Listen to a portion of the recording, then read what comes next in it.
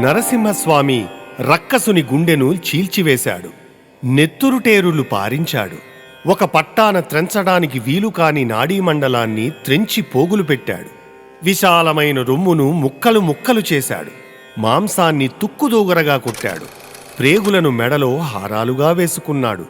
గోళ్ళు పదునైన ఆయుధాలుగా తళతళలాడుతూ కనిపిస్తున్నాయి.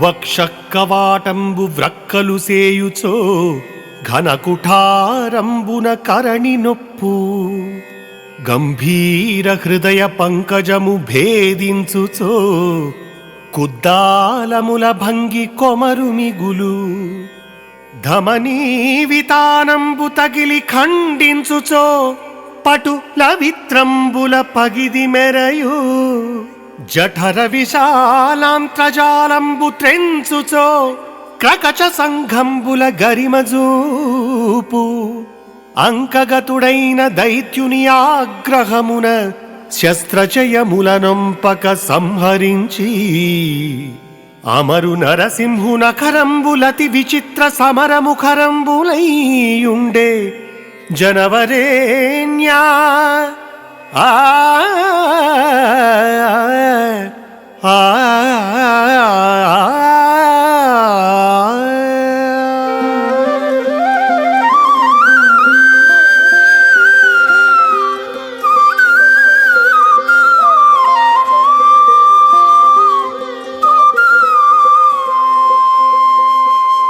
రాజా, శ్రీ నరసింహస్వామి పదునైన గోళ్ళు విశాలమైన రొమ్మును చీల్చే సమయంలో పెద్ద గొడ్డళ్లలాగా ప్రకాశించాయి.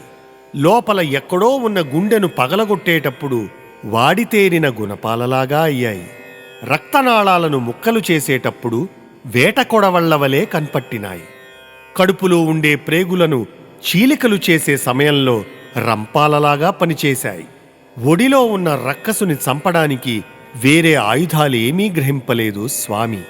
అన్ని ఆయుధాలు చేసే అన్ని విధాలైన పనులను గోళ్లే సర్వసమర్థంగా చేసివేశాయి.